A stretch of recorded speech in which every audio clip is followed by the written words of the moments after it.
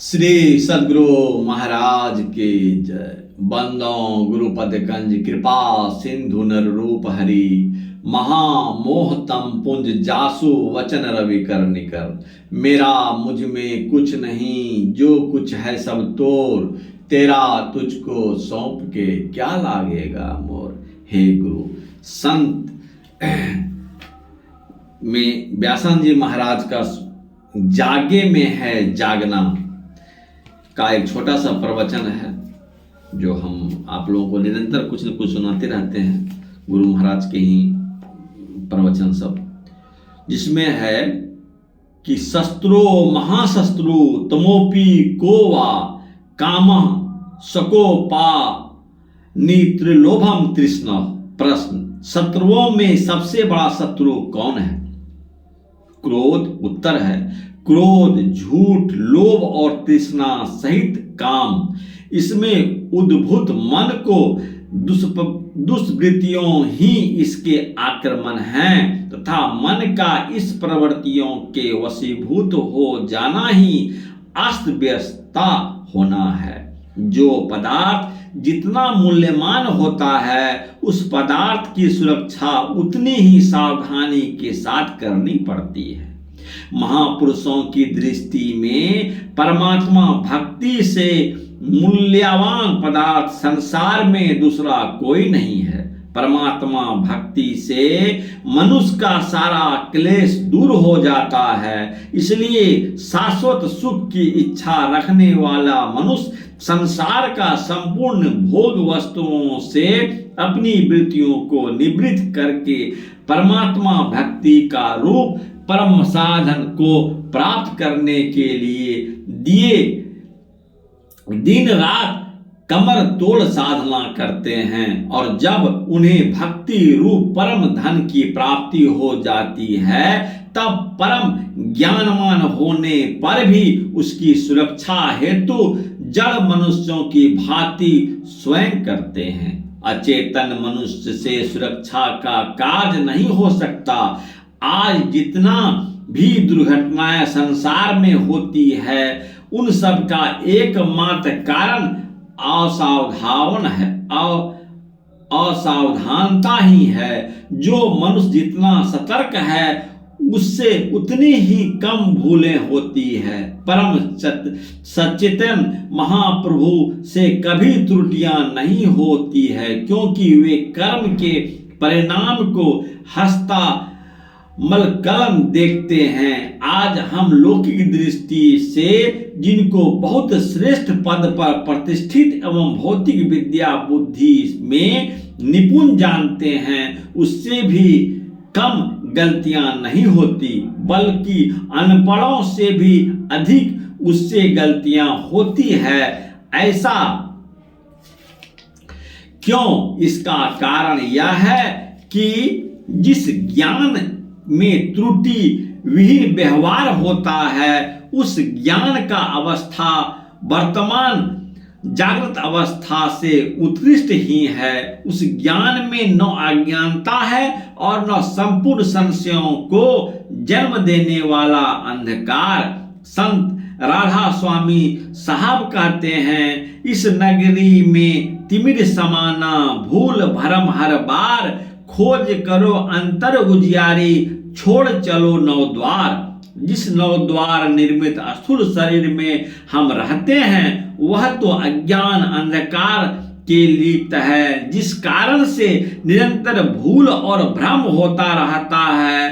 संत अंदर के उस ज्योतिर्मय संसार को तलाश करने के लिए कहते हैं, जहां अज्ञान अंधकार लेस मात्र भी नहीं। ज्योतिर्मय जगत में जाने के लिए नौ द्वार, 2 आंख, 2 कान, 2 नासिक एवं मुख एवं एक एक मल मूत्र विसर्जन के द्वार को छोड़कर इससे उत्कृष्ट ध्रुवो मध्य को 10वां द्वार में प्रविष्ट होना पड़ेगा। इसके अतिरिक्त परम प्रकाशमय लोक में जाने का दूसरा मार्ग अथवा उपाय नहीं है। यहाँ पहुंचे बिना मनुष्य कितना भी सांसारिक लोगों की दृष्टि में ज्ञानी, ध्यानी, त्यागी और तपस्वी बन जाए, परंतु त्रुटिपूर्ण कार्य किए बिना नहीं रह सकता। संतों ने इस शरीर का दो विभाग बताया है, आंख के नीचे पिंड और आंखों के ऊपर ब्रह्मांड। इन दोनों के संधि स्थल को भ्रिकुटी कहा गया है। यहीं से दिशाओं का विभाग होता है। शरीरस्थ भ्रिकुटों को संतों ने अनेक नामों से अभिभावित किया है, यथा आज्ञा चक्र, कंजा कमल, शिव नेत्र, तीसरा तिल, दशम द्वार, जीव का जागृत स्थान, सुरत, शिरोमणि घाट, प्रणव बिंदु, सुषुम्ना बिंदु, योग हृदय, केंद्र बिंदु, आज्ञा कमल, सुख सिंह की खिड़की, नसाग, भ्रिकुटी, भ्रुवो मध्य, त्रिवेणी संगम आदि। जागृत अवस्था में जीवात्मा का निवास इस स्थान पर होता है। वहां से ही ज्ञानमयी तुरिया अवस्था तक तुरिया अवस्था के स्वामी ब्रह्म का लोक आरंभ हो जाता है।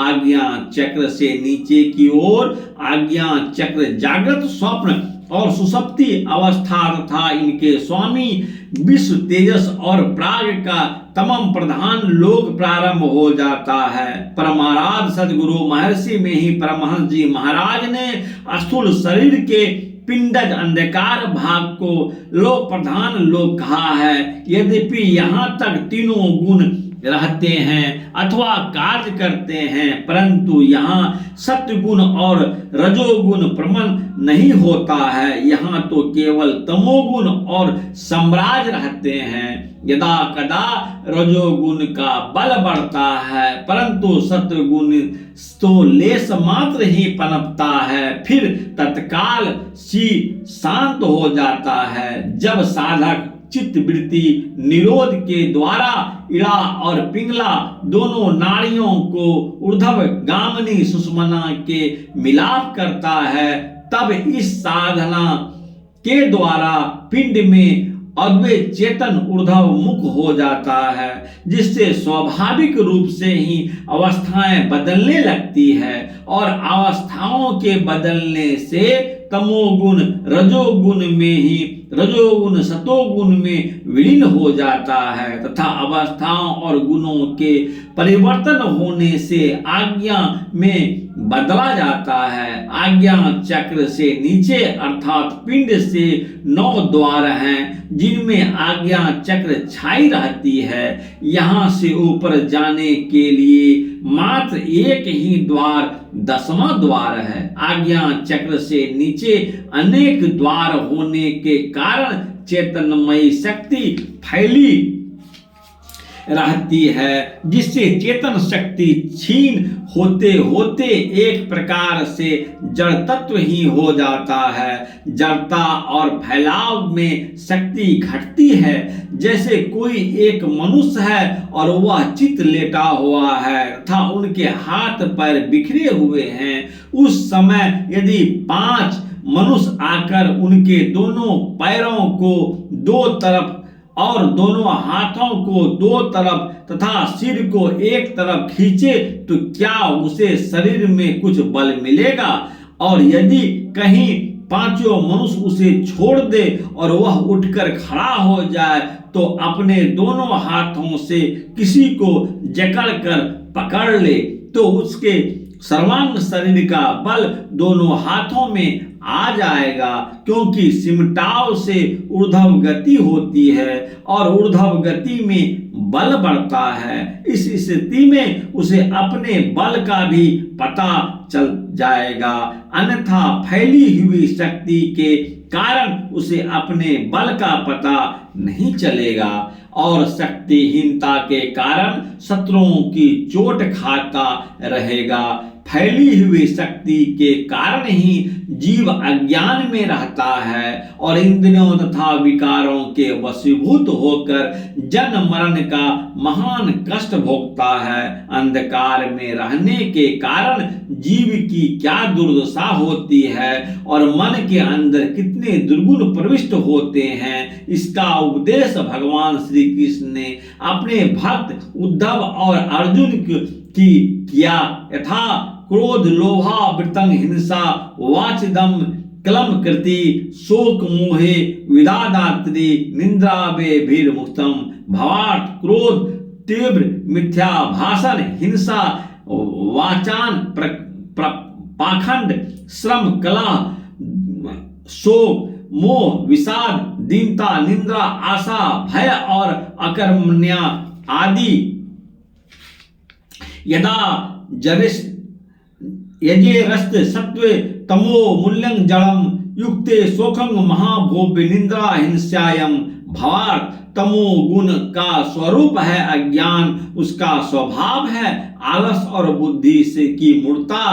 जब वह बढ़कर सत्वगुण और रजोगुण का दबा लेता है तब प्राणी तरह तरह की अज्ञान आशाएं करती है, शोक मोह में पड़ जाता है, हिंसा करने लगता है अथवा निंदा आलस से वशीभूत होकर पड़ा रहता है। सिचदिंग विलोक्ते चित्सो ग्रहोपचम मनो नष्टो तमो ग्लानि निस्तृदु धारतम भवा। जब चित्त ज्ञान इंद्रियों के द्वारा शब्द आदि विषयों को ठीक ठीक समझने में असमर्थ हो जाए तब खिन्न होकर लीन होने लगे, मन सुजासा हो जाए तथा अज्ञान और विषाद की बुद्धि हो, तब समझना चाहिए तमोगुण की वृद्धि हो रही है। श्री सद्गुरु महाराज की जय।